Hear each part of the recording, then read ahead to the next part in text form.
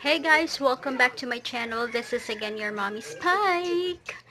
And for today's video, cleaning our makeup brushes. As you can see, they are very dirty. I think I remember the last time I had them washed was at least around January or sometime around Feb.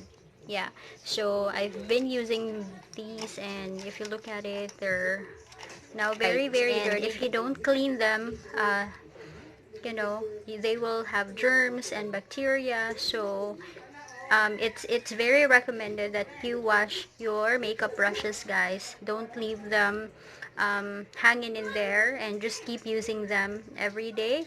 So make sure that you also watch them and take good care of your makeup tools. So I will be showing you how I clean or wash them and remove these makeup stains right over here. So without further ado, guys, let's go ahead and start with the purpose of this video.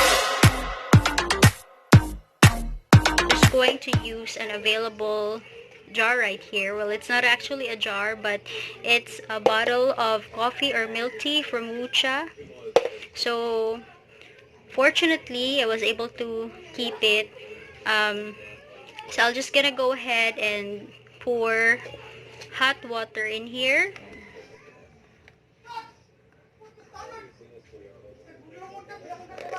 Hot water, guys.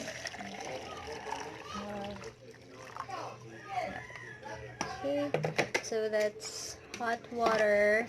And guys, you can actually use any jars available at home.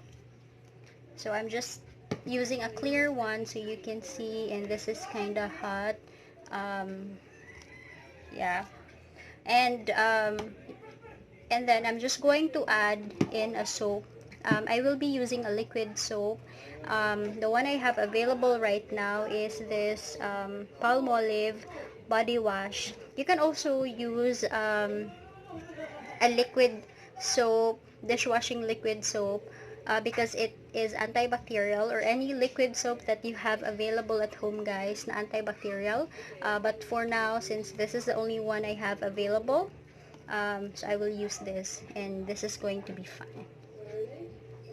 Right, so just add in enough.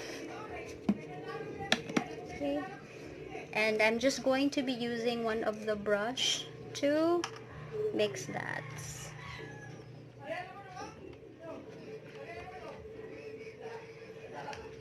Okay, and I'm just going to put all the brushes in there, guys, and soak them for maybe 5 to 10 minutes.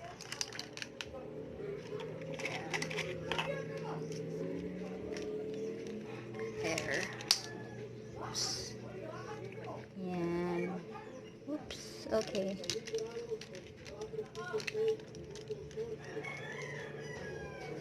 Alright.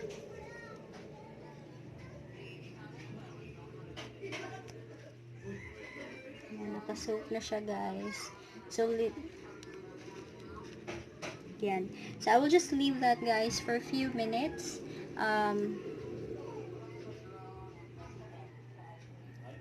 Para ma-soften yung makeup that's stuck on these brushes. And then later on, we are going to be washing them. I actually have this scrub.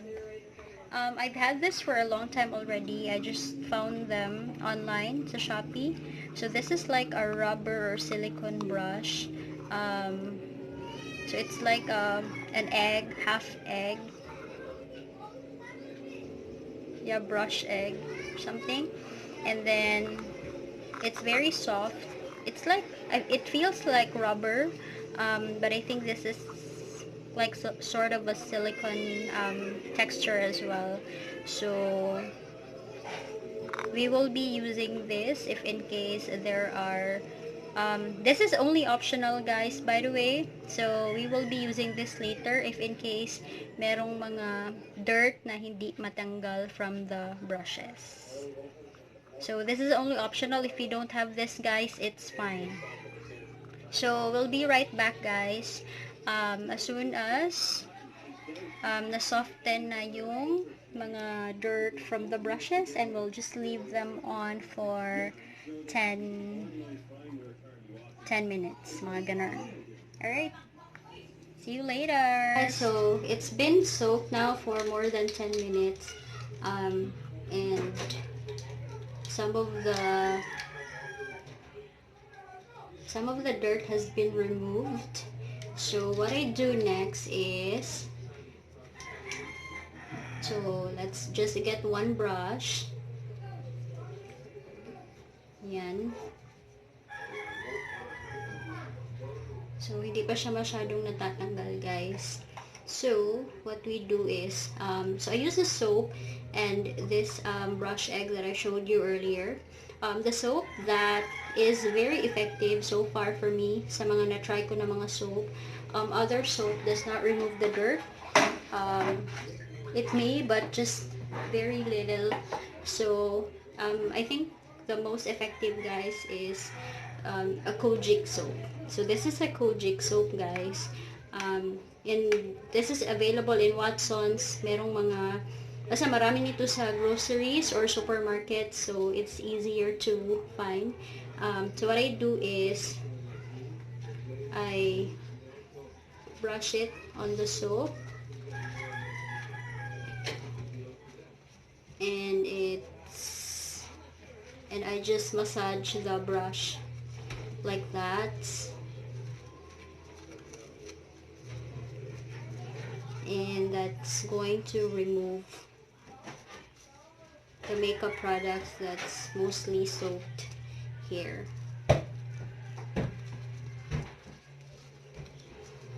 Yan. So it's cleaner like before.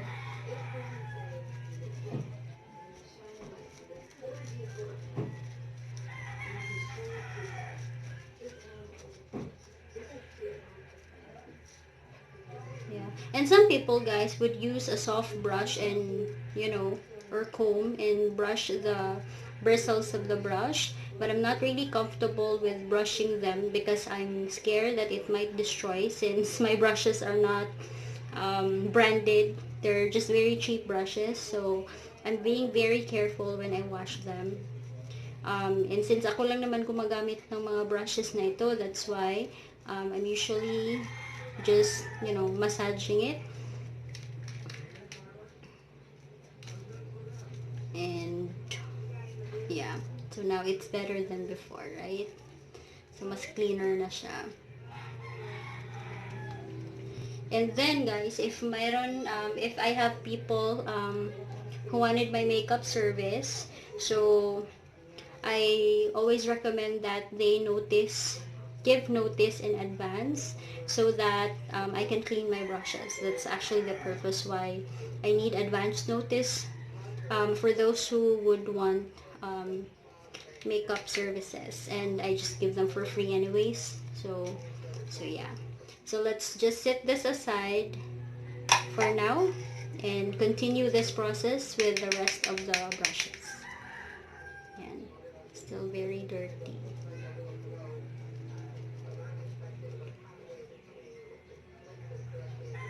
Or you can use the brush egg and do it like that.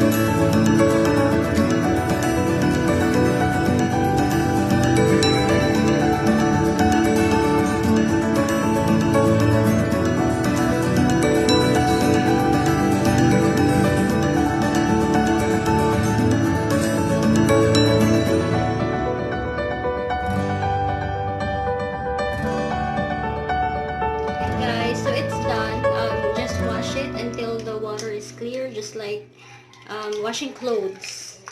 So, waswasan lang siya until you feel like it's clean already. Hanggang sa matapos. Alright guys, so look at the difference. Night and day. So parang bago na siya, right? And guys, since mainit naman ngayon, so you can just literally put them outside and dry them. So later I will show you how I dry these brushes.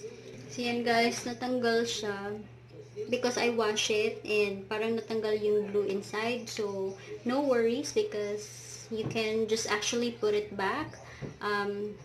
Lagyan mo lang ng glue later and then para dumikit ulit siya.